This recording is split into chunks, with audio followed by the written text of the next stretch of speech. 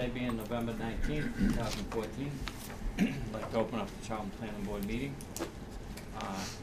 First thing on the agenda is Planning Board bills. We have a bill from Graves Engineering for $657 and another invoice bill from Graves for $3,063.80. We have another bill for postage for $55.56. Do I have a motion for these two bills?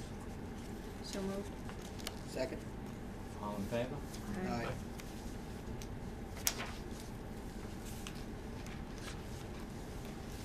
We have some correspondence. For the Town of Charlton bylaw approval, the vote that was taken on October 21st, 2014 for the warrant article 9 and 10, which is the rezoning of two pieces of property in town. I guess this is been finalized now? Yeah, that's the Attorney General's certification approving the two town meeting votes for the zoning map for McKissick's and the golf activity zone change. Good, now we're getting Mr. Golf Course. That's right. Two. Okay.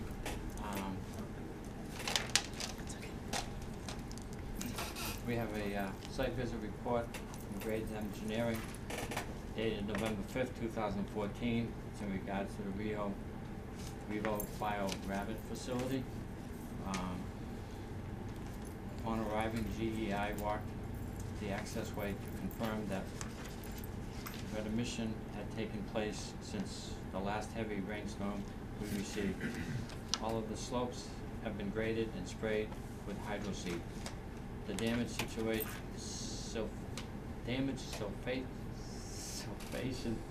filtration fence and reinstalled. Sediments have been removed. We moved off the catch basin, and the sediments have been removed out of the catch basins. I guess there's two manhole covers, DH8 and catch basin CB 2 and 4. The paving is scheduled to begin the third week of November. Construction on the building continues. Graves has sent us some photographs that you guys can review how they've graded the road and did the hydro seeding. I'll pass this around.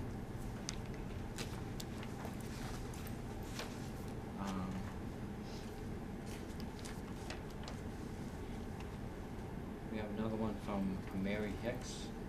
It says, "Hi Alan, I know this land is zoned BEP and has potentials for rezoning to commercial. Could this be zoned to industrial? I have two people interested. Please let me know." Yeah, I just wanted to keep you in the loop. That didn't work out. She's the realtor that the Turskys had hired from the Brookfields, and she's very nice. But on that particular one, I called her and said, "What's up?" Because we do from time to time go back and forth between industrial, commercial, and vice versa. But the two people wanted to open a regional junkyard. And so I said to her, "Look, we've gone through a multi-year planning process, the Route 20 corridor, for what they call in land use planning, highest and best use. And we're certainly not going to go for either hazardous waste or for junkyard. So I can't see the planning board supporting a petition, and I can't see me as staff recommending it." And she said, "I understand. I thought I'd just make the call." So that's what that particular one was about. I've also connected her with, it's right behind you, with Kevin Gardner, because he and his family don't have the access, and to the east, the Turskys have all that access, so it might be good for them possibly to market or work together and get something that's a win-win for both of them. So they're talking, which is a good thing. The Town of Leicester Zoning Board of Appeals will hold a public hearing on Wednesday, November 19th, 2014 at 7:30 p.m. on a petition of Ross Engineering Company for a variance from a 50-foot wide requirement between the front lines of the building to the street. Also a special permit for a limited frontage lot on property located at Lot 7, Conway Drive, Leicester, Mass. Town of Leicester Zoning Board of Appeals will hold a public hearing December 3rd, 2014 on the petition of Leicester, Maine LLC by Dave Dunham for a one-year extension for a variance issued on December 2013 on property located at 1605 Main Street, Leicester, Mass. Town of Sturbridge Planning Board has a public hearing, application for a site plan approval, Regio Solar Systems Incorporated. The Sturbridge Planning Board will hold a public hearing on Tuesday, December 2nd, 2014 on the application of Regio Solar System plan approval to construct a total of two 1.0 megawatt solar arrays on a combined parcel of 48 acres of land. The property is located at 17 Kelly Road and 9 River Road. That's a good sized project, 48 acres. Yeah. What is that?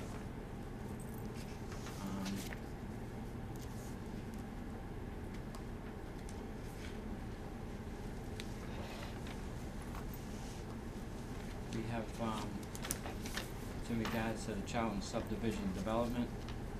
It's from Alan. Oh, yeah. It's, the close of construction season, / engineering inspection services. Would you like to elaborate a little bit on that, Alan? Sure. Every fall and every spring, we send out that type of notice to the subdivision developers. In the fall, we're letting them know that the asphalt plant is closing this week. And you can still pave afterwards, but you just need to call us, either myself or Mike Andrade, to schedule a road paving, and we play it by the weather, that type of thing. And then in the spring, we let them know that it's open, and let them know that they can contact us for an inspection when they get going in the spring season. So it's just kind of a routine thing we do every spring and fall. We have a quick letter from the Board of Selectmen, from Robin Craver, the Town Administrator. It's in regards to the Charlton Code Book update for 2014. Please find enclosed your new copy of the town's Charlton's Code Book. Would this be for zoning and stuff? That was the code book that at the May town meeting, the town meeting approved. And if you recall, what it is just the formatting. I'll pass it around. All of the town regs all just get into a standard formatting in one document for reference, and every community I've ever worked in always has one and either creates it like they did just now or updates it from time to time on formatting. If you recall, you went over the zoning section and nothing substantive changes, it just gets into that format. Subdivision is in there too, and I refer to it as an encyclopedia of regs, and then the town clerk kind of keeps it, but a copy went to each board and commission the other day. Do they post it like a PDF on the website too and all that? Yeah, yeah. Yeah, it states here that each book is numbered and given to a department. Yeah, so we'll keep it right over in that location, and Okay. we'll have it and use it from time to time.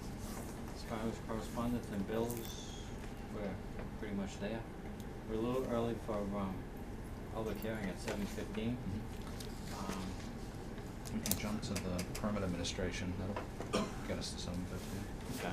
Or at least one of them, if not both.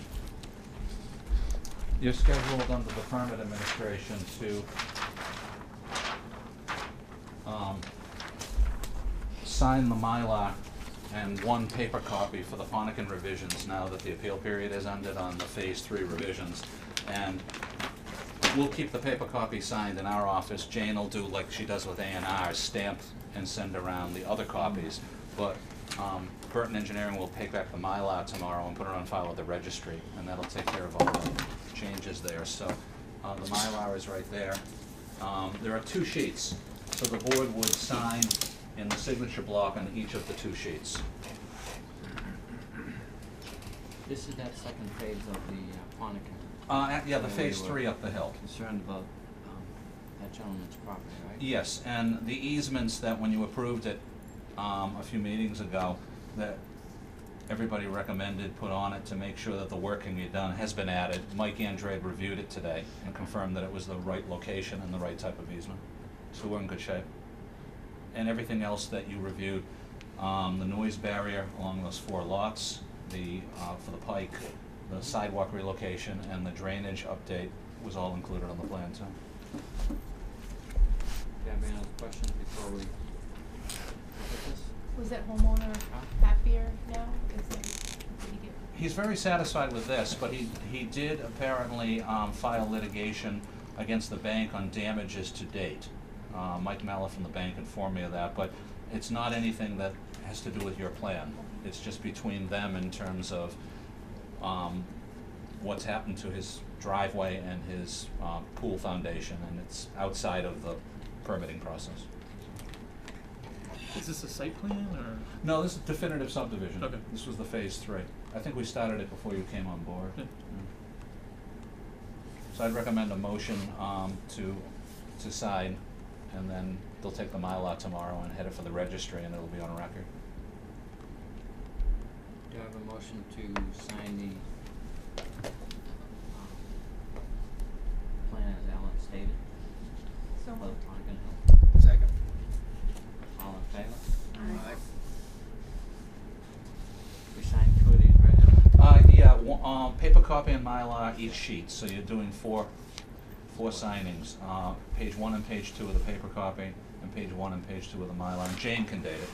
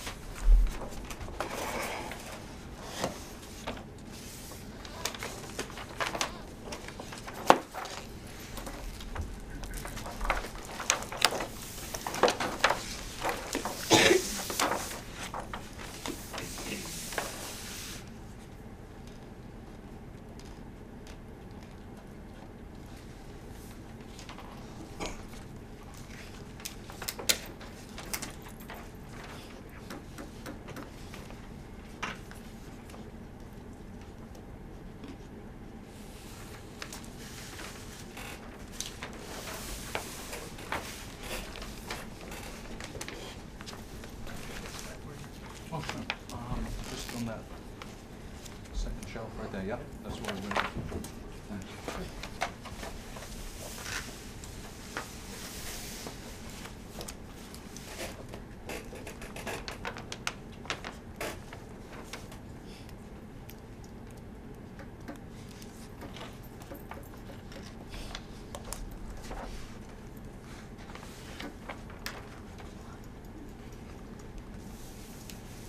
Thank you. I don't sense something. No. Can on a special permit Mylar though, Yes. you should get your signature on file at the registry, those circumstances if you can. Okay. Or if it's a cluster subdivision with a special Special permit. permit. Yeah, so, Yeah. we'll do an update that's in the near future. In good shape. We're there after this, might as well. Yep. We'll let that to about 7:15. Wow, so I did a good job of rolling it back up and put you up. No problem.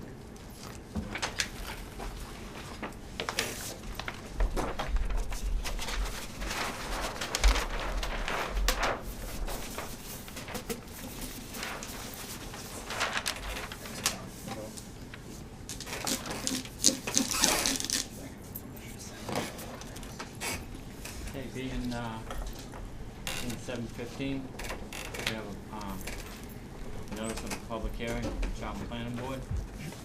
In accordance with section 7.1.4, 7.2.1, and 7.2.7 of the Charlton zoning bylaws, the Charlton Planning Board will hold a public hearing on Wednesday, November 19th, 2014, at 7:15 p.m.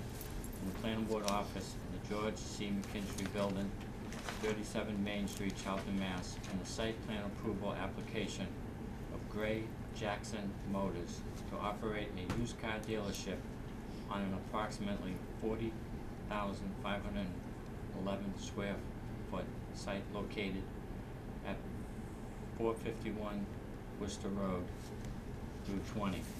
Assessor map 38B, Assessor map 38, Block A, parcel 14.2. Said property is zoned community business, CV. Copies of the plan and applications are available for inspection at the planning board's office and the town clerk's office during regular business hours. Any person interested in wishing to be heard should appear at this time or place designated. Alan, can you give us a little Sure. follow-up? Thank you, Mr. Chairman. Quick statement for the record, as we always do with site plans. Under our zoning bylaw, we have administrative site planning, which means that something that goes under administrative site plan is allowed. We're not discretionary reviewing whether it should be there or not. The planning board reviews the site for its design layout. I'll let the applicant speak or answer any questions in a few minutes. It's Mr. Gary Inamorati, who is leasing the former Mortgage Dreams site at the corner of Glenmare and Route 20, and proposing a used car dealership. I understand that there used to be a used car dealership there a long time ago. There's about 50 spaces laid out on the plan. When you drive quickly down Route 20, it can be deceptive. You think it's a tiny little site. But when you stop and take your time and look at the site, it's much larger. And there's room for a layout for 50 inventory cars, and he's proposing 7 spaces for customers. Under our zoning bylaw, it's a minimum of 5. He's got 7. And one of the 7 will be a handicapped accessible space. He's taking the existing sign and just using the old Mortgage Reed sign to, get his own sign up. And highlighted on the plan is just differentiating between the inventory space layouts and the customer parking layout. His engineer had met with me as he put it together, got a few pointers and some reaction. I've only got one comment that I already spoke to Gary about from the building commissioner, Kurt, and I'll just read it and give it to the chair. While reviewing the site plan, I noted the accessible space access, he means the handicap space, seems to him to be possibly less than the required 8-foot width, which is the striped handicap thing. So, in addition, he was unclear and is looking for more information on whether the handicap space meets slope and surface requirement of the state law for handicap. So what I explained to Gary is what that means is Kurt just can't tell from the plan whether the current surface of the area is flat enough or whether they'll have to do some flattening. And I think that under the state access for handicap, even if you do a graveled parking area, which is the existing situation, you have to pave the parking area for the handicap, because for the person to drive the car and settle it and to get in and out on that striped area. So my recommendation is, when the board votes later on, is to just reference Kurt, his letter, and that the applicant shall, meet with the building commissioner prior to certificate of occupancy and just finalize what's required in the field for the handicap space. Kurt's comment.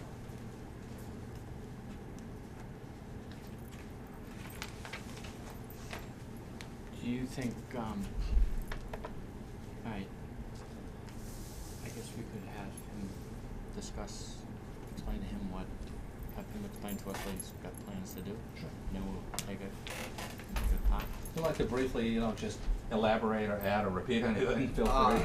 As far as what I plan to do is I you will might have want nowhere them to close point to out. 50 cars at the moment, but I would love the license for 50 just to expand. I'll probably start with 5 to 10 cars in the front. As far as the handicap spot goes, we have 7 spaces when we only need 5, as Alan said. So we could extend the access spot into the other space, which wouldn't be a problem at all. And as far as paving goes, if that's what we have to do, it's what we have to do. Do you think the paving could be done in a timely manner before the plants close? Yeah, because there's that one plant that stays open even if they did. Okay. They rotate it within Central Mass, so whoever came in to do the paving wouldn't have a problem getting asphalt. Do you need to have an parking spot done before your occupancy permit? Yes. Okay. Are you gonna keep it gravel where it's gravel now currently? We are, yeah, besides the handicap spot. Yeah, gotcha. You'd be still using the same existing driveways that are there, We- presently coming off of Route 20. We would be closing off the one on You want to show? Glen. We would be closing off the one on Glenmere in the future with cars, Yeah. and the first one, and that's mainly for our own benefit of people using that as a cut through. We have cars going through there at like 30 miles an hour on a regular basis. Okay. They act like that's the Yeah. road. So the only entrance would be from the I think it's CMTS, the truck stop. We share an entrance, Okay. which yeah. is pretty much shared with the quarter keg. It's all one big entrance all the way down towards the quarter keg. So we would be only using the entrance that is existing to the auto repair shop and to our property. Is there plans on there for a place to bring vehicles in to maintain them? I'm not going to be doing any maintenance. I'm going to have someone else do the maintenance for us. How big are the trucks that bring the cars to the site? Or do you have a big truck that brings them, or you just bring them in one by one? We're going to be bringing them in one by one for now.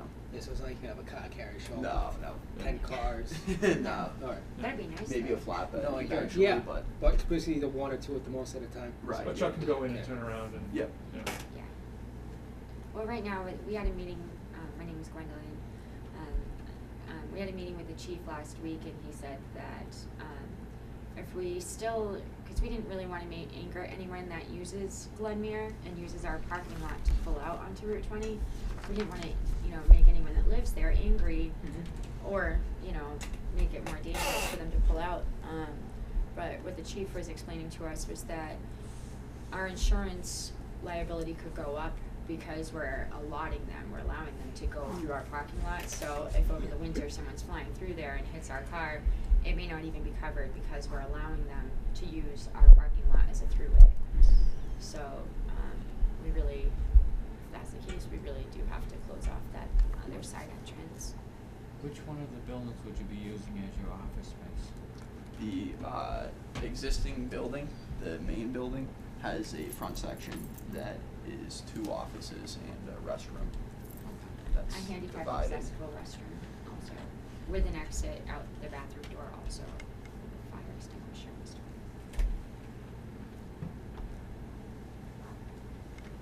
Alan, do we have a concern about lighting as far as security lighting?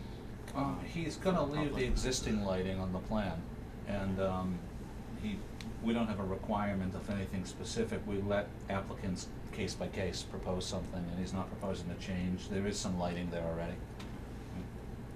So there's no requirement, it's just at his discretion. You're right, yeah, Alright. and that way we can take it case by case for Yeah. projects, rather than have a standard that some might be Yeah. excessive at times, some might not be enough. And it's his property, he's gonna wanna keep it lit, if it's gonna be to his benefit.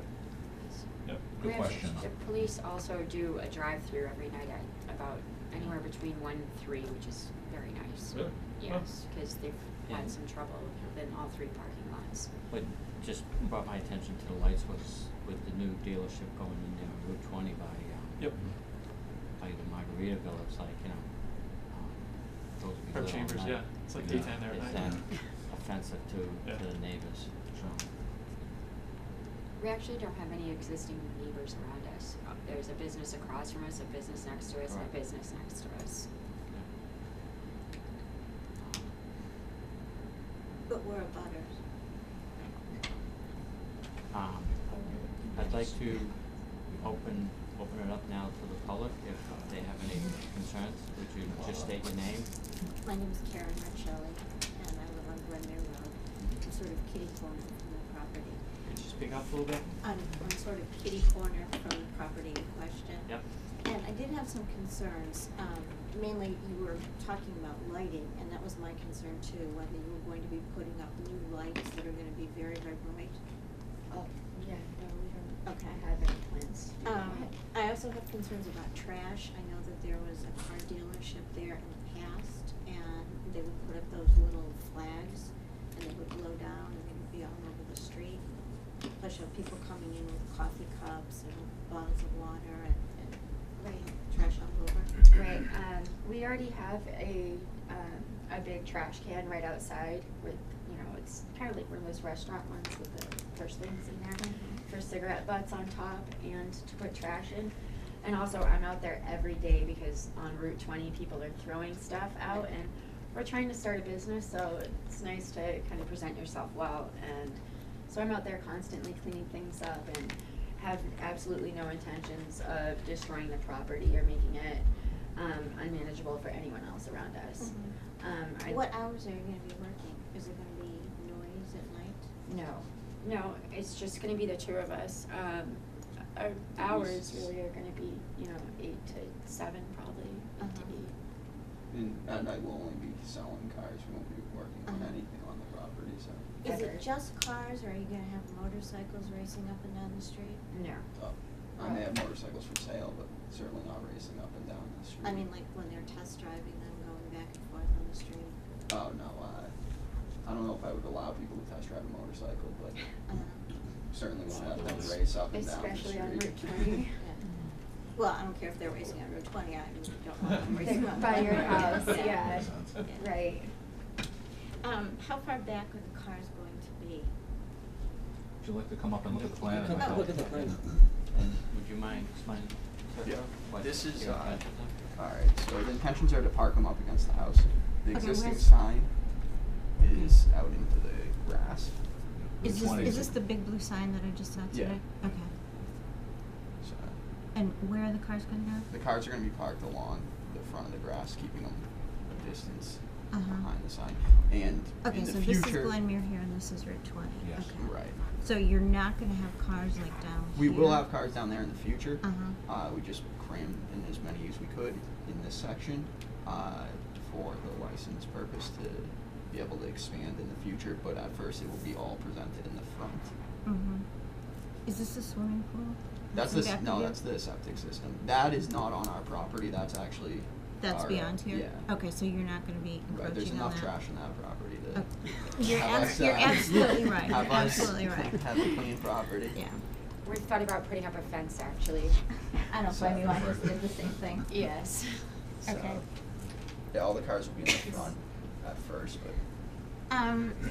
Over here, in the past, this has been a problem with cars and snow being piled up there in the winter. Yeah. So that if people are trying to get out onto Route 20, the view is blocked. Right. That's probably the town's snowplow. I don't plan on Actually, that would plowing be that district, section. Mass Highway, Yeah. district, Yeah. right? Well, I believe your plan shows that you're gonna be parking cars on that bend. On that On the bend. turnaround, yeah. Right. So it's, There won't be. Presumably you're gonna have Snow it there. cleared, so Yeah. cars can pull in and out, right? Right. cause your cars will be actually more towards the, Towards the yeah, auto repair. business. So that'll just be presenting cars on the left there. Okay. Thank you. Do you have any other Yeah, I'm comments? Paul Boucher, and that was my main concern, the obstruction of view turning east on 20 from Glenmere, either by the cars themselves or snow in the wintertime. Because Right. in the past, I think it has been an issue. That's the only concern Well, I I mean, have. presently, we, you know, because we haven't had the license, we don't have the license and whatnot yet, we don't, have any anticipation of really having that many cars on the lot over this winter. Mhm. However, so we don't exactly have plowing and It meets whatnot the in requirement place for as of yet. setback where he's located, but- from the property line. Right. You know, Yeah, no so matter it's what, just small, it's not out a of, big deal. Right. because there are so many people on Glenmere that drive through, we're gonna make it They as, just pavement you know, Route 20's up convenient here, and accessible and as his car's gonna possible. be back here. Right. And if you So look if at a the car plan, comes the up cars Glenmere, are it's gonna be set able to back see. from the road. It's not quite gonna a make a bit. It's not gonna be in the way. Right. Yeah. Oh, I The wouldn't snow have might be in done the that. way. The existing snow issue, but that's Yeah. optional. Excuse me, Mr. No, Chairman, if I could, we if we could intend to- focus forward, please? Sorry. Yeah. If I could make a solution to address, concern this item. The cars obviously are on the private property, the concern is obviously legit, you've gone through that before. What I'd like to do is, I can just follow up on everyone's behalf with two entities. I can talk to Jerry Foskett, the town highway superintendent, about the Glenmere side, and I can talk with the District 3 highway people regarding Route 20 and tell them that out of this review, we've asked if with the upcoming winter, would everybody be diligent over there? And between you know, state highway and local highway, I think we can keep on top of it. Excellent. I know you have a concern for pulling out, but I believe there's, from this drawing, that there's gonna be plenty of grass, so your visibility shouldn't be blocked Okay. with the location of the parked cars. I'll share a copy of the plan with Mass Highway and with Jerry Foskett, so they'll have it too as a reference.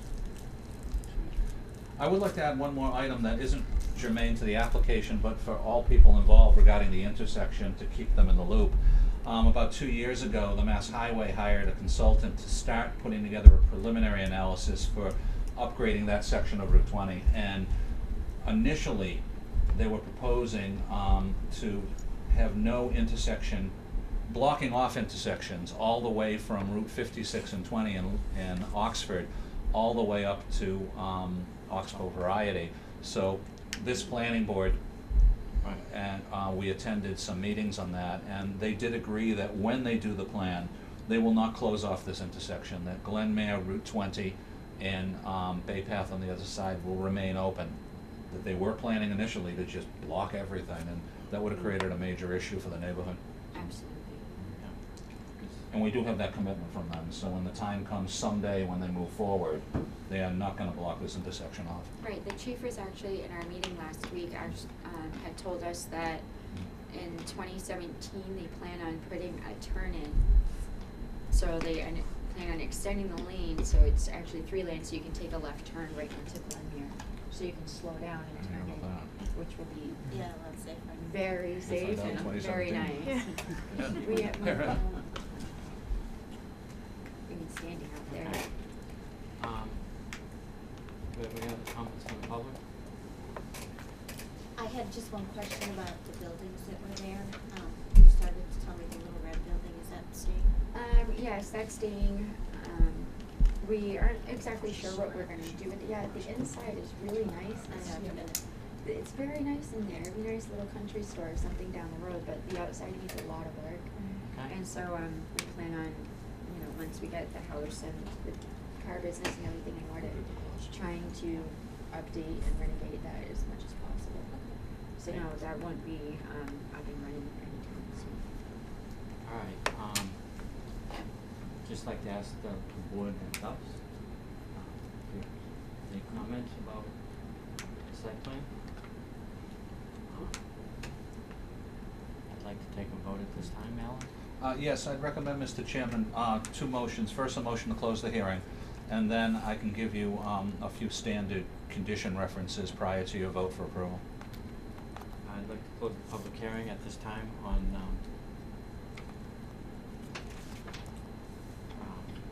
for the project on Route 20. Have a motion? So moved. All in favor?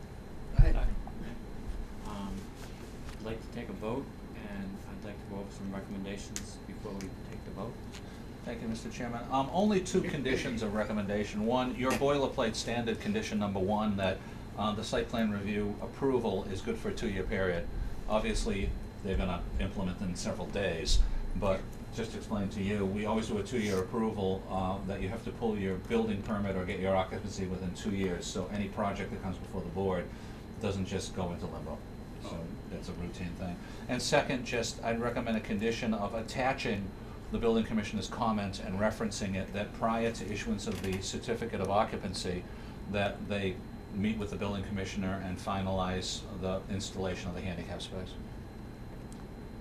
And part of his occupancy also would be at the paving too. Yes. It doesn't, the third item we discussed about the intersection doesn't have to be in the approval. I'll just work with Highway and District 3 on that item.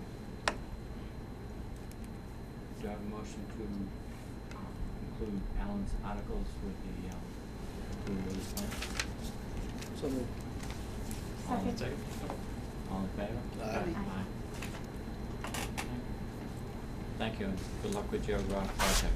Thanks. Thank you so Good luck, much. guys. We'll write it up, and, is this your mailing address already? It is, yeah. Good.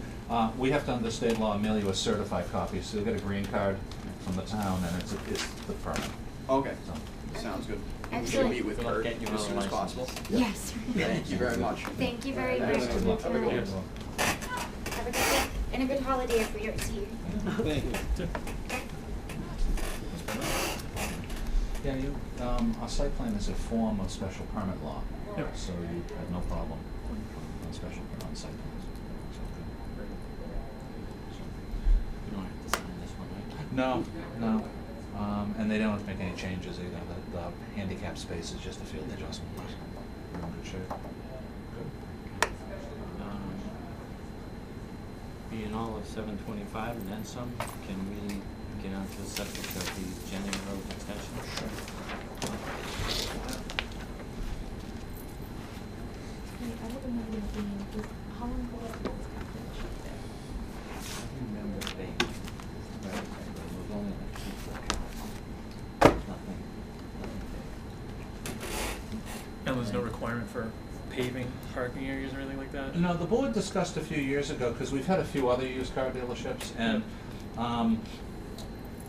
if it's just a small used car dealership on a site that already, has flat parking area, just allowing it as a layout. We did it with the one on Route 169, and if it was a large, much more. Herb chambers. Yeah, exactly, Yeah. then obviously, and, there's a feeling among DEP and such about keeping stuff as, permeable as possible. Yeah. So, it worked out very well on the one we did previously. Yep. So we're willing, case by case. Yeah. I know there was like a little country store there in that from a little building, which never really took off. Like a used clothes or something like that, right? No, it was Robin's Creations. It was all like Gifts. vines, basket weaving, that type of stuff. Yeah. Yeah, crafts. Yeah, crafts. That's pretty cool. As you know, the Jennings Road subdivision is 3 phases, and phase 1 is the one that Russ Jennings is just about completing. And so he requested a release on the performance guarantee that we're holding for work completed. So we did a field inspection with Mike Andrade, and Mike is recommending, and there's a spreadsheet attached of what we're holding on to. The current bond is an insurance policy, and it's $23,756, and we're recommending releasing $14,864 for work properly completed to hold the remaining $8,892, which is basically money for the top course pavement, some basin cleanup when it's time to accept the road, and as-built plans. Definitely in this upcoming year, he'll be going to town meeting to get the road accepted for phase 1. He's also requesting at the same time changing the instrument. As I mentioned, what the board had accepted a few years ago is an insurance policy he posted from UC&S Surety Bonds of Quincy, Mass. In the amount of the $23,756. So we've done this with many applicants. Now that he's down to this lower level, rather than spend money on a premium, he'd like to just post cash. So he brought to the town treasurer, this is how we do it, yesterday, from Savers Bank, a check, and the treasurer put it in a separate account, and we'll hold it separate, and it will accrue interest. So tonight, he's asking for 2 items. One, to reduce the amount that we'll hold, and secondly, to release the insurance bond and replace it with the cash the treasurer took yesterday.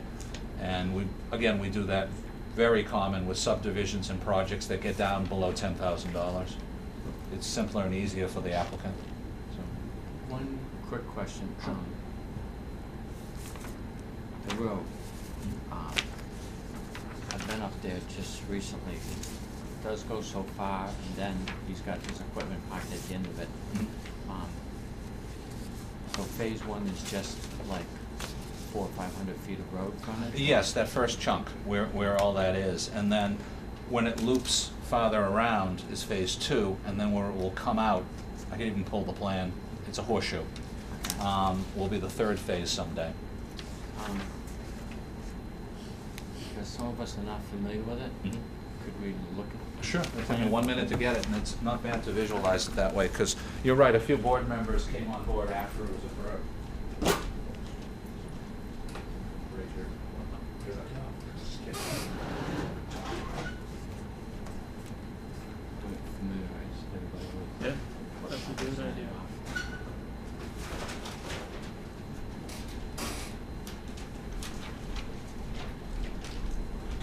start this end, we'll just put it right in the middle.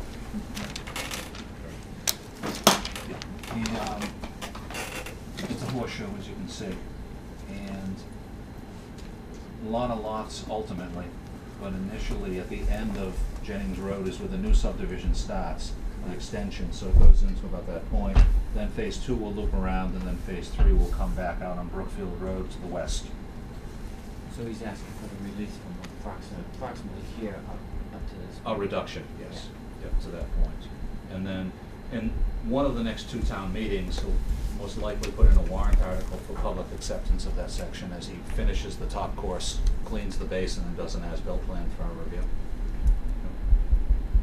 Traffic going in there now has to turn around. Yes.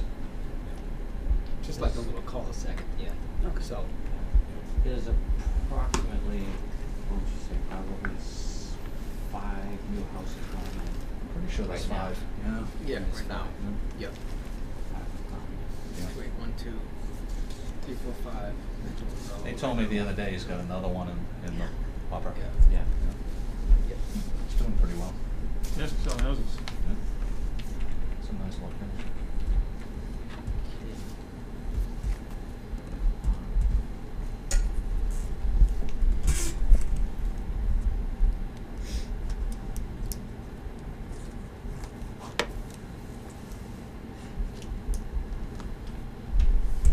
So, Just like to have Kyle finish reading that. Oh, yeah, yeah, And- sorry about that. That's all right, no, no. Ready to read. Maybe I'll have some more questions.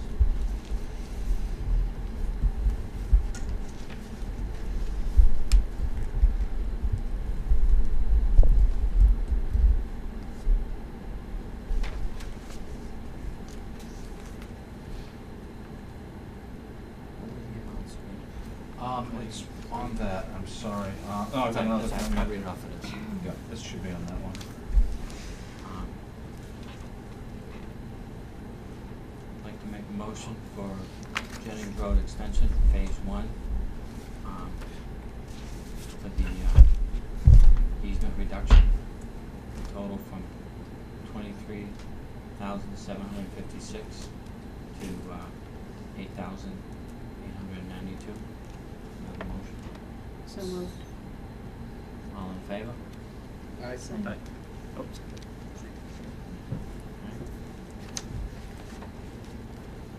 Sounds good. Yeah. And again, you can participate because this is a special permit. There's more stuff that is out there than you Yeah. think. Write it up and. Yeah, I've heard that he's got like 2 more houses, people are looking at to build up that. Yeah, it's going well.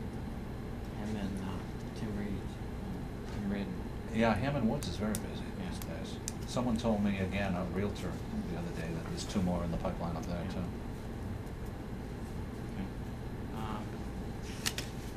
Okay. Being the time that it is,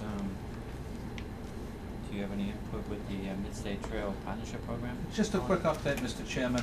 As you know, fresh your memory, the Mid-State Trail Committee got a combination National Park Service and Massachusetts DCS grant. And our point person that we work with outside of government has been Colin Novick, the director of the Greater Worcester Land Trust. And so,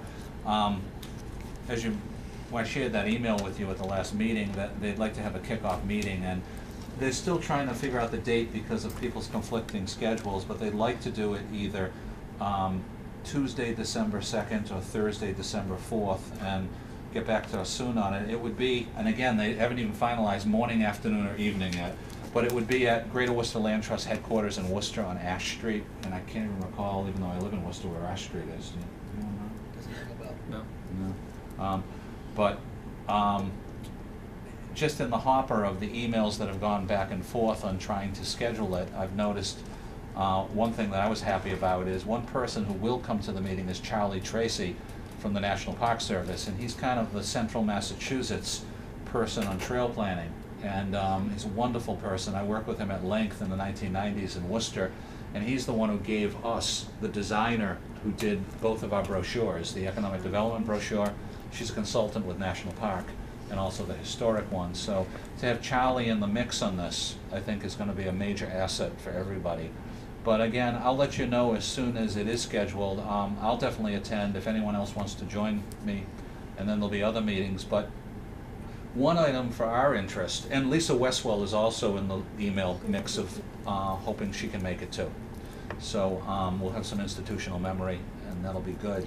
But one little item, I had mentioned to you a while ago that one thing regarding our chunk of the Mid-State Trail is there are pieces of it that are on road in town. And so I think what Colin is gonna bring to the table from his working with us in this is looking to see how, through this project, we can move forward and contact some abutting property owners and see if we can get it moved off-road. It is doable, and there are procedures for that of easements under state law. If you grant an easement for that type of thing, you're absolved of liability. It would be the liability of the Mid-State Trail Committee if anyone ever got injured or anything happened. So if the property owner can sign the proper documentation that confirms to them a new section that's now on their property is not their liability or responsibility for anything that happens. So I'm kind of excited about it, and I think I'll bring to the table, and any of you, if you participate, how it's proceeding, but also I'm hoping Colin can join us, and maybe some other folks from that committee come out to here, and at certain times go over whatever we're looking at and see how it all goes. Yeah, the December 2nd won't work for me. That's open day, hunting season. Okay. You'll be on the trail. The 4th, I'll be bored by then. I'll be ready to go. Okay. I'm getting the impression that originally they were trying for the 2nd. A bunch of people asked if they could try for the 4th, but I'll let you know as soon as they get back to us. Oh, group. Once we find out where Ash Street is.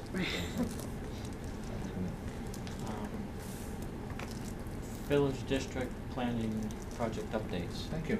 I wanted to give you an update on what Eric and I have been involved in since your, what I thought was a wonderful workshop downstairs. And I also want to thank Drew for very quickly, at Eric's request, giving us a couple of DVDs of it. So Eric now has a DVD that he can use in office as he goes back, not just his notes. I wanted to share my DVD copy with anyone interested, so I was talking to Pete at the optometry store today, and he brought it up and said he really was sorry he couldn't make it. He planned on coming that night and he just couldn't make it. He thought it was fascinating. So we talked and I updated him on it, and I'm going to lend him the DVD tomorrow. Could you make it another one? Because I could share it with other people too. Absolutely. So he'll watch the DVD, but he said everything that what he's learning about it he liked, and he'll participate as we move forward. I've had 2 meetings since your workshop. One meeting, Eric and I met with George Senerth a week ago last Friday, and followed up on what George brought up at the workshop, that the Overlook the Overlook was interested in being part of any implementation of a recommendation of the report when it's done in January of expanding the district. So we looked at parts of the property, we looked at certain buildings that are existing up there that they may consider to include, to renovate and redevelop. And I think there's some large-scale opportunity up there that they would like to seriously pursue with us. And it only gives them more opportunity of smart growth, mixed use up there rather than just vanilla residential. So I think that's a major component of this. Second of all, I met Monday here with Sabrina Webb, who's on the EDC and also the branch manager at Southbridge Savings Bank, who came to the workshop, and Ron Cooper, the vice president, and a gentleman from their staff. And we had a good meeting. Ron was particularly very interested in the details. And if you recall, Peter Boria brought up at the workshop the possibility as an idea that maybe one or more financial institutions would roll up their sleeves, learn about it, get into it, and possibly be a major financial resource and offer some opportunities, whether it's site-specific or a program. And Ron was very, very positive in that direction and took notes, knew a lot of the people that participated, knew a lot of the property owners, and said, if I could convey back to you this evening that the bank is very interested in continuing its involvement through January with the process through Sabrina being represented, and also considering as specific implementation moves forward, being able to offer financial resources that would be advantageous to anybody who comes forward. He mentioned small, medium, large, in terms of scale of anything, and he mentioned any stage of the process, such as purchasing property if they don't own it yet, financing to develop a property, financing in terms of services once they're up and running, any of those stages. And I thought I was very heartened by that. It's a major, sincere interest in it, and I think those are two key components. Eric and I are going to meet in the near future with Ken LeBlanc to double check his piece, and I'll reach back out to the Millers on discussing post-workshop from John and his son coming down from Vermont. Schedule-wise, what works is Eric would like to come back for the third and final meeting on your agenda for your second meeting in January, which is the 21st. That will give him time beyond the holidays to work on everything that came out of the workshop. And that will be like a final draft review, discussion, brainstorming. And out of that, we would have the game plan that we all move forward over time to implement. And again, to remind you, two key components that will be implementation is, one is looking toward preparation of a grant application to the state for wayfaring signage funding, which will be great, and also heading toward town meeting probably in the fall of 2015 for a comprehensive expansion of the zoning district on the various pieces that people have shown interest. So that's where we are since the workshop. So basically, if things go right in the fall town meeting, we could possibly have something on the warrant for expanding Yes. this. Yes. Okay. Yeah. I know a question can be, well, if we're wrapping up the study in January, why can't we go for May? We need time. We need to properly do everything from meets and bounds to triple checking with people whether they want to be involved or not, to what degree, where a boundary would go. So, you know, but it's all very doable for the second meeting in 2015 in October. So I think that schedule will work for everybody, and time flies. There's nothing that's a crisis that needs the zone change by May, or else we have an issue with the project. So. That's good. Do you have much to go over on growth management? Just a couple items, and the first one, I'd like to let you start because Jane made the copies for you, and you can send it around on the good news.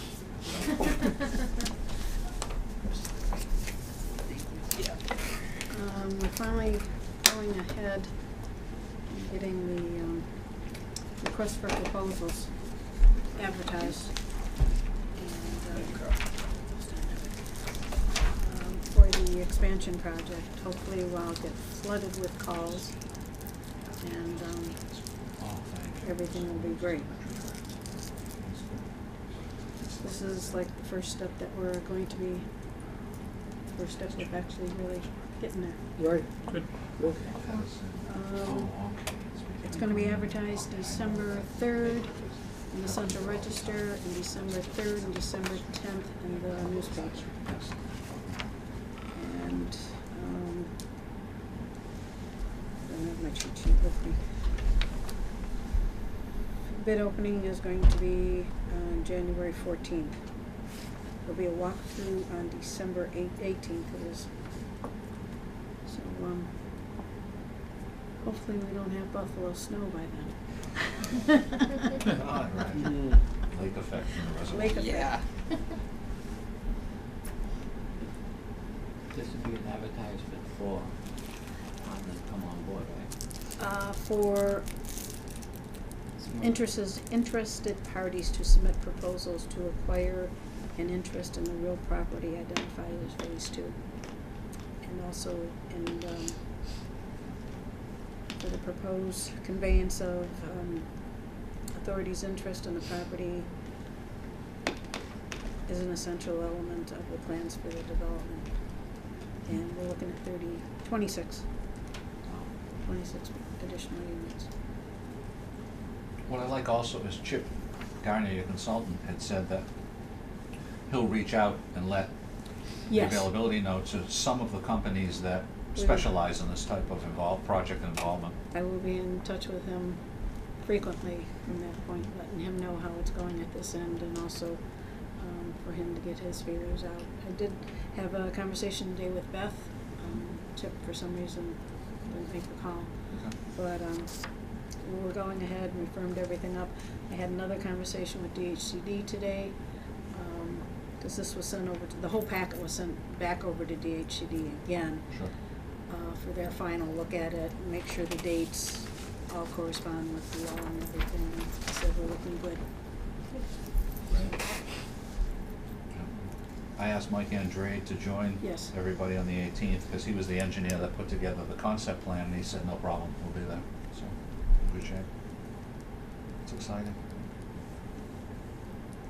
And all of a sudden it jumped up on fast, like it was like waiting Yes. forever and ever, and then all of a Ever. sudden. On the other housing project under growth management, Bill Scanlon has been drafting the grant application, and Jeannie and I have been providing him with information and reviewing it and working with him. So sometime in the near future, possibly on your next agenda, we'll have a final draft to present to the board. Maybe, hopefully your next agenda, but it could be a January meeting. And once we have a final draft for you to review, we'd be asking that night for you to vote to accept it, subject to the Housing Authority to review it also. So ultimately, both boards will review the draft, finalize the application. John LaFleche has provided us with the support letter from when I met with the Regional Voc Ed School Committee. And also, we've been pulling some data together in general that is required for the application. We've talked at times of a local cash match, and what I wanted to just put on the table to get more into the details tonight is the grant we're asking for is $25,000, the maximum. But if we can put forward a little cash match, it always helps with the state. So when we put together this past year's budget, we have in our budget for planning studies and a little bit of our expense and equipment, between the current fiscal year and a little bit next year's amounts, we're fine with $2,500, and then we're looking to $2,500 from the Housing Authority. That would give us $5,000 to the $25,000 grant that we're putting in for. And that always helps huge with the state, that you put some actual money in, type of thing. But we had budgeted for a project like this in our own budget anyway, and this is the one we can do, so that's going well. Just two other quick items under growth management. Things are looking well. If you recall that things held very well over at the solar flare site. And so Mike Scott, at our request a few days ago, updated the O&M, the Operations and Management Plan, and our engineer, Sarah, is reviewing it. And once Sarah gives you a written report, then at an upcoming meeting, you can accept the O&M plan, and we could release the $2,000 surety on that project. Didn't that just sell? Didn't he sell part of that? Not that I'm aware of. Solar flare at the corner? Yeah, nothing I'm aware of. What did you hear? I thought I saw the paper. No. It might have been paperwork between the two parties, because Okay. they've got that weird dual ownership Right. situation. And there was no mention of the second one. Yeah. Couple other quick growth management items. This Friday, in follow-up to your last meeting, we've got that Nexamp site visit at 10:30, and myself and Carl is available. You couldn't make it. If one more member wants to join us, we'll be under quorum in terms of a site visit, and we'd be okay. If anyone wants to join us, we'll meet at Bruce Goby's house and walk over, and Bruce will be joining us too, and one of the Conservation Commission members will. What time? 10:30? All right, yeah, I can do that. Great. This Okay. Friday? Yes. All right. Yep. So, My daughter's getting married in the afternoon. I can't. Friday afternoon? Yeah. Okay. 4 Oh, o'clock wow. Friday. You don't want to cut it close? Congratulations. No, I'm not cutting that close. No. That's exciting. I don't say married for 40 years. I can understand when that you go across them. And the last growth management item is, I'll give you a handout. Jerry Foskett came to see me last week about a Ponican item separate from the one you dealt with tonight that I'll give you a handout from Graves Engineering on fixing something in the field. When you first drive in, on the left, you know what the cliff is? That would have been a road, but will not be. There was some erosion sedimentation problems a few years ago, so they put kind of a berm at the bottom of it, and over the past few years it's eroded and the problem started in again. So I had Mike Andrade go out, and I'll just give the board 2 in this direction and 4 in this direction. Mike's summary of the situation, the 18-inch HDPE pipe is broken in half after 2 years, allowing the runoff to again enter the paved roadway and bypass a catch basin at that intersection of Henry Vista Lane and Highcrest Road.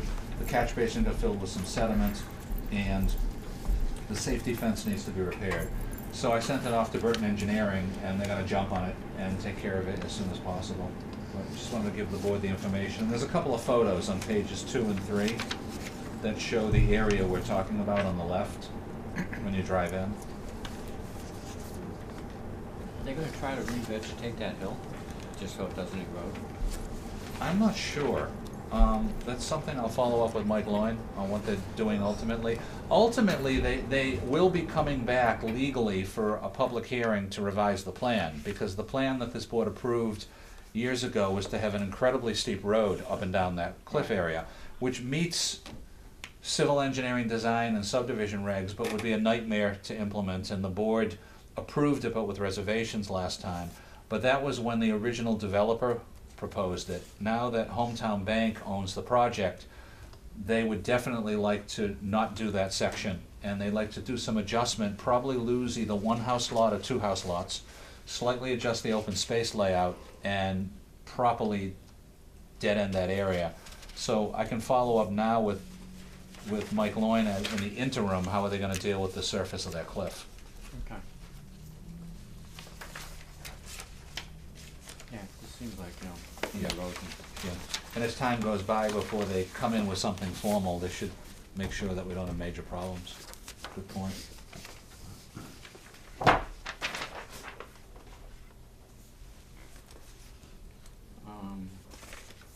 we have any discussion on planning board items? I have my usual list, Mr. Chairman. I'll be as brief as possible.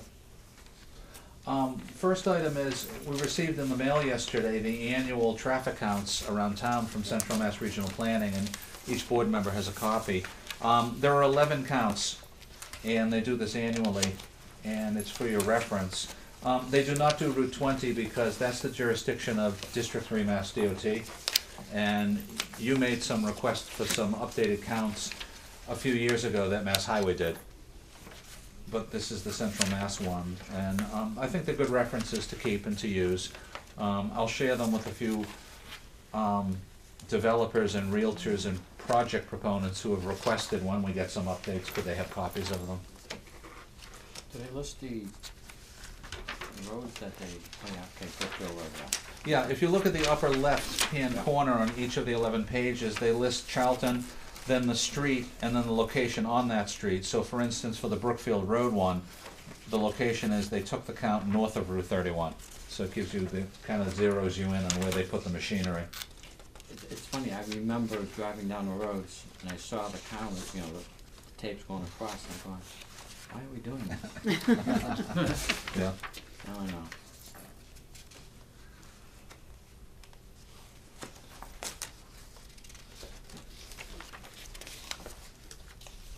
Secondly, just a reminder that at your next meeting on December 3rd, you have 2 public hearings scheduled. One for Rob Lemansky's commercial building proposal on Route 20, and one for 0 Point Engineering's solar array project that they would lease the property from Skip Ellery. Those 2 are on your agenda. Some of the other future commercial solar arrays in the mix are still solidifying and moving forward week to week.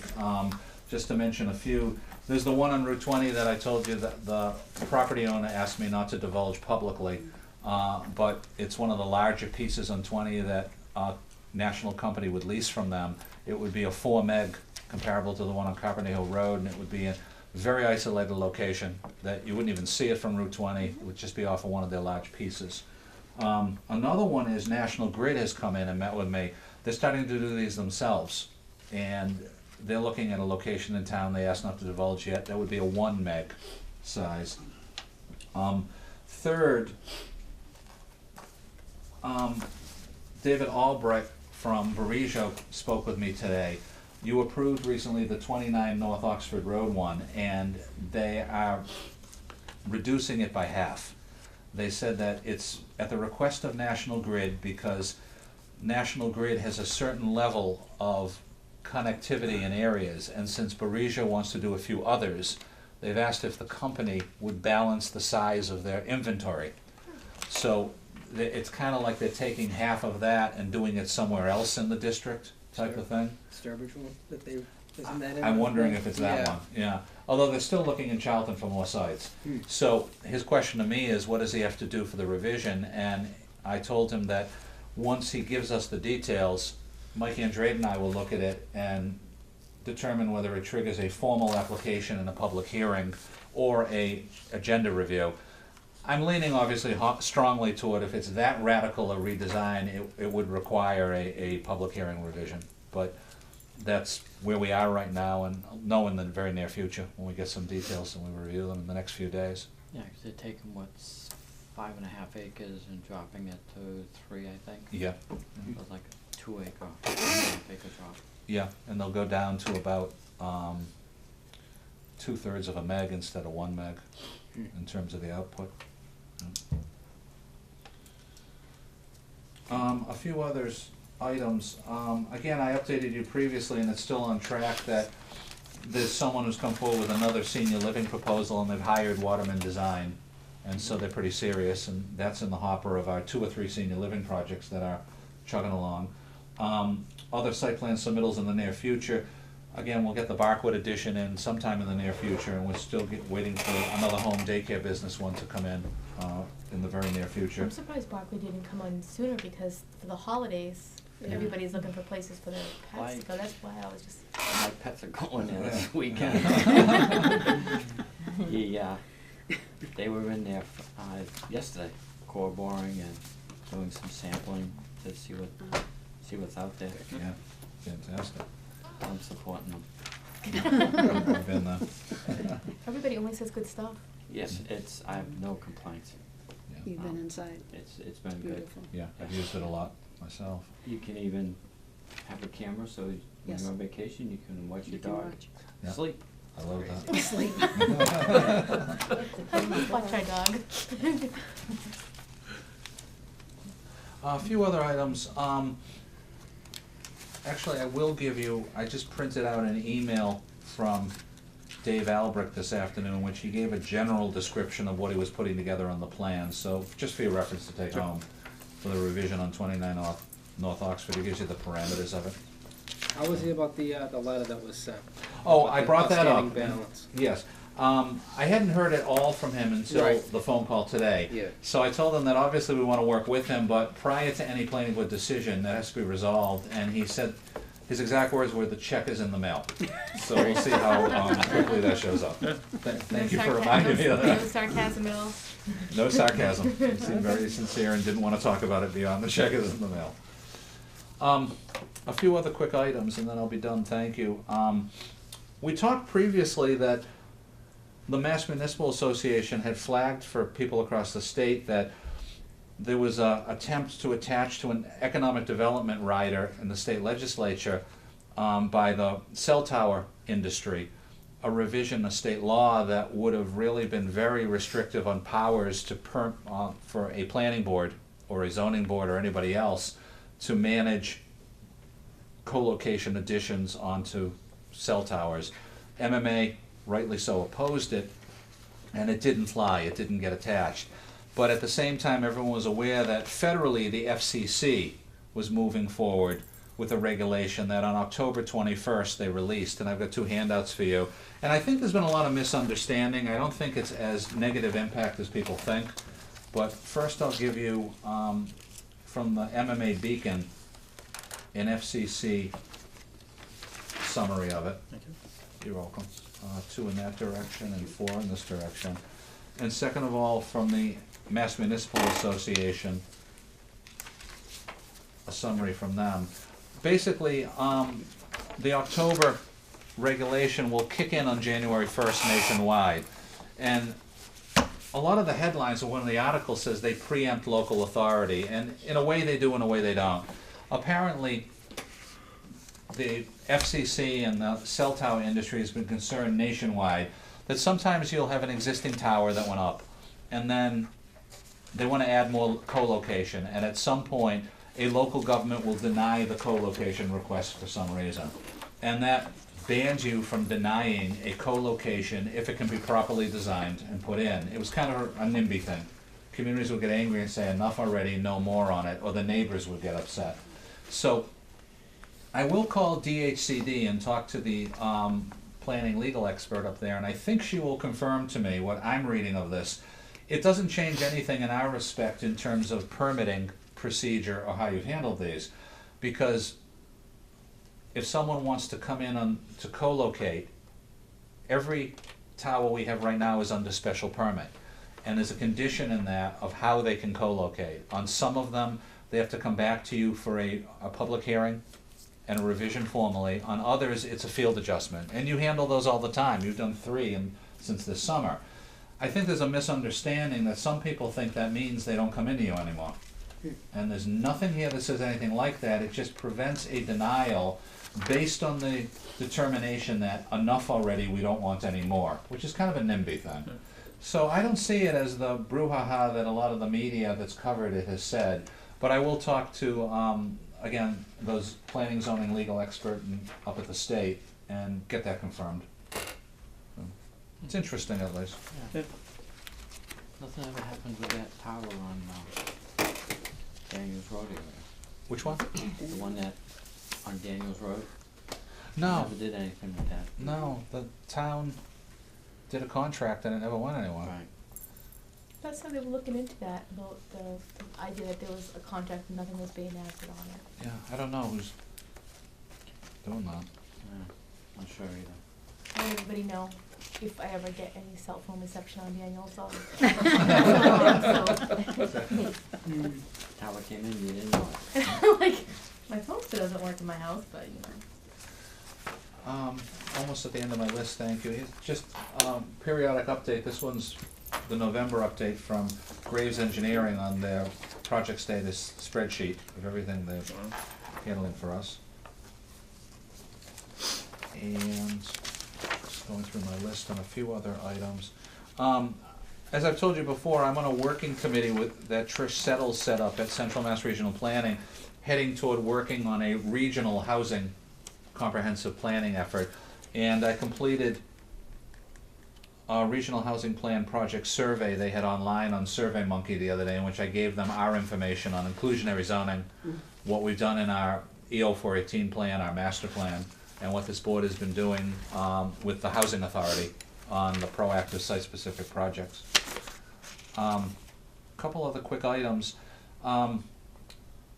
Friday afternoon, I'll be going to the monthly meeting of the Mass Association of Planning Directors because the speaker is doing an update on status of planning legislation in the state legislature, and I'll give you an update at the next meeting of what we learned and see what's new on everything from the Zoning Reform Act to a few other planning-related bills that are still alive in the legislature. And last but hardly least, I want to just very briefly touch base. Wanted to give the board a handout. As you know, eventually, at some point in the future, in our winter schedule, we'll get a site plan application from Russ Jennings on the proposed, phase 1 of the proposed, what I call the recreation multiplex, the various items. And he's been in and talked with you in the Economic Development Commission before.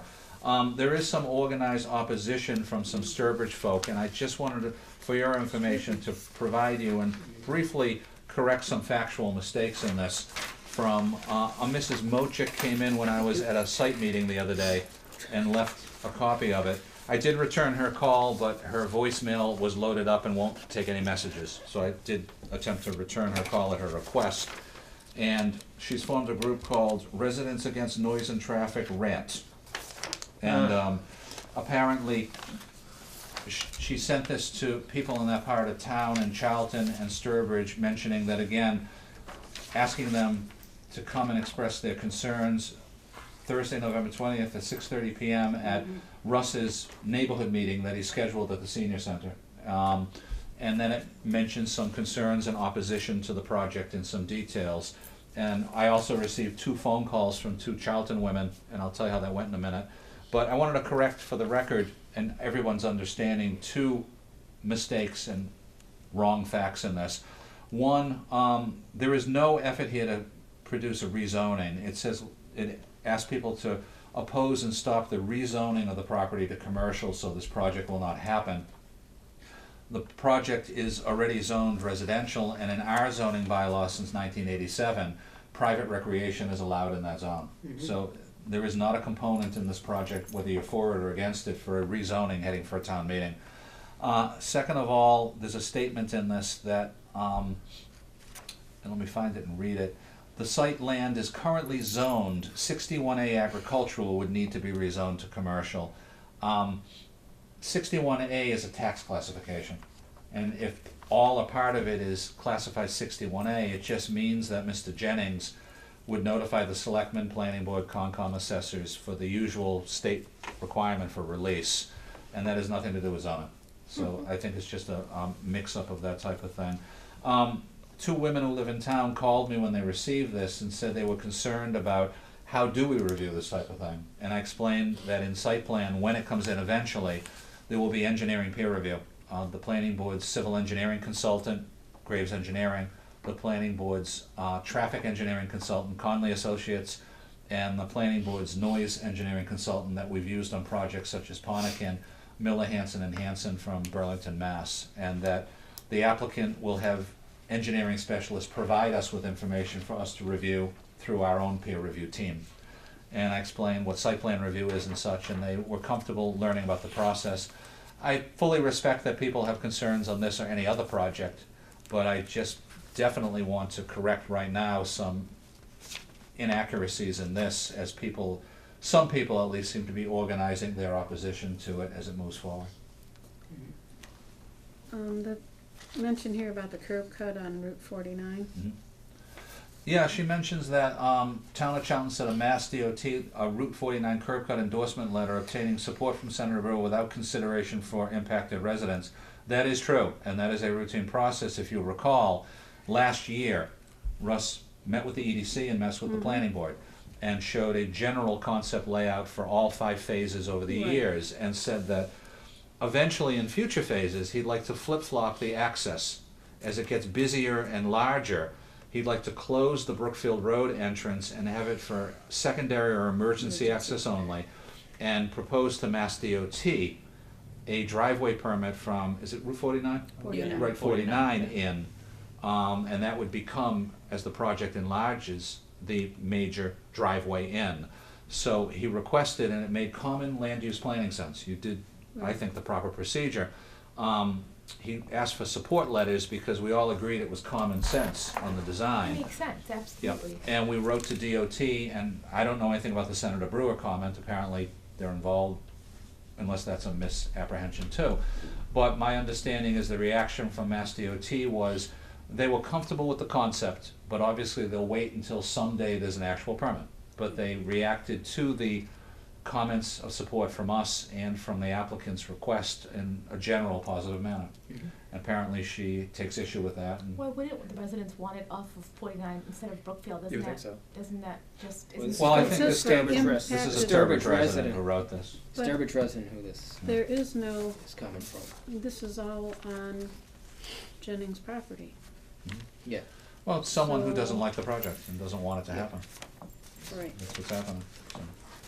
okay. and it's written with fear and anger too, so sometimes facts don't always It's get a, emphasized. it's a rant. What are you gonna do? That's great. Were you It's an invited odd to choice the of meeting? words. No, I was asked by one of the 2 ladies who called me, would anyone from planning board and myself be going? And I said no, because for a few reasons. One, it is a meeting of the applicant wanting to reach out before he initiates the permit to pre-discuss with people in that part of town. It's not part of the legal process. And two, if any of us participate and get involved, there could be part of a potential litigation down the line in that we took action by participating, commenting, speaking outside of the Chapter 48 public hearing process. Is Gus aware of this? Is he He attending? knew about it before I did, yes, yeah.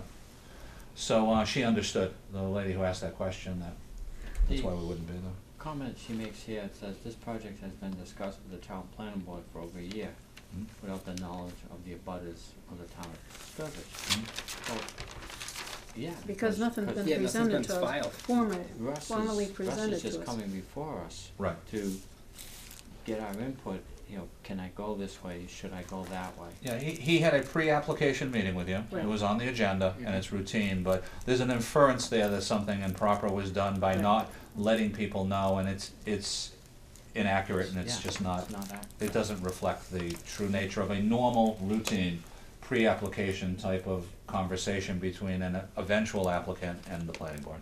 Huh.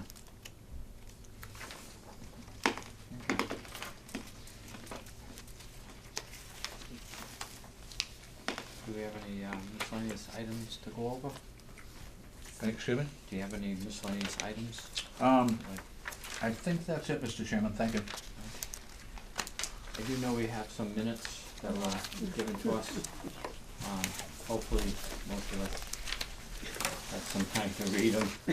I was able to do this the other day.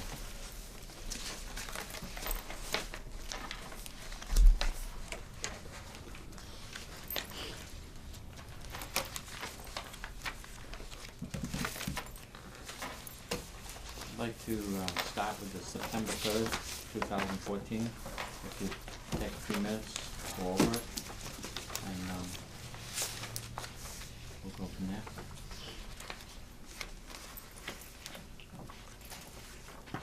Do you have any discussion on September 3rd? Fine. All those in favor of approving the minutes? Aye. Right.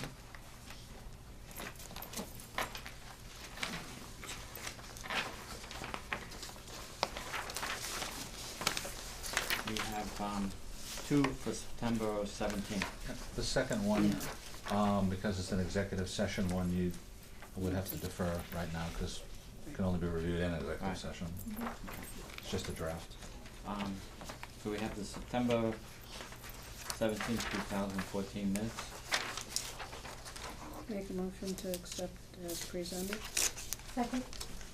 All those in favor? Aye.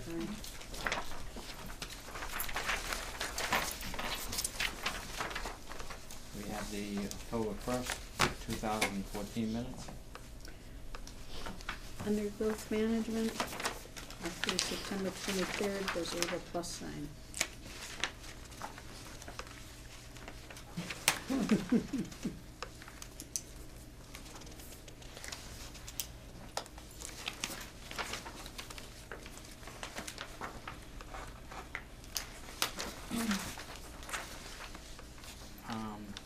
Making that one adjustment for September 23rd's. Motion to accept the minutes as read. Second. So moved. Second, whatever. All those in favor? Aye. The last one is October 15th, 2014. Down on the second page, under the Millward Center Planning Workshop, it should be abutters Armin and Irene Carpentier. 1, 2, 3, 4, 5, 6 line up from the bottom. I think that's what you meant to say.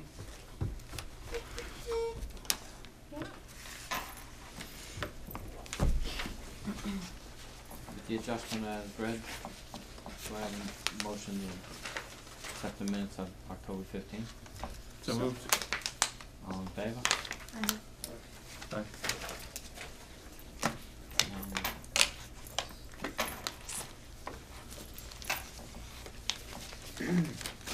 Alright.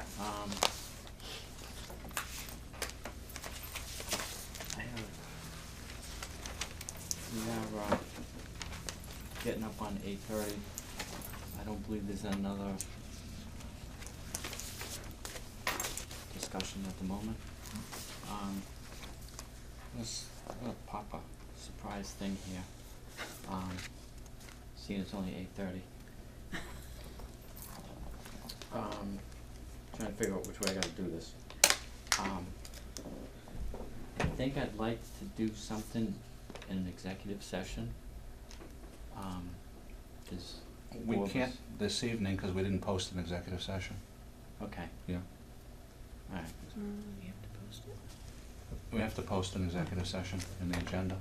We don't have one posted. Okay. Who wants to vote for these next? Yeah, but I wanted to bring up another subject too, Yeah. in executive session, so. We could post one Could- for another meeting. The next meeting's gonna be really hectic, I think, Mhm. cause we're gonna be downstairs. No, that would be probably in This- January. There's a second. Okay. Yeah. Yeah, well, No, our next meeting is normal. routine. Yeah. Okay. I'd like to, put on the agenda for next session to do an executive session Mhm. if we have enough members for the board. Yeah. Right? That concludes the scheduled portion of this meeting. I'd like to take a motion to. Motion to adjourn. Motion to, do I have a second? Second. All in favor? Aye. Aye. Aye. All right. Sounds good. Yeah, no, you were thinking.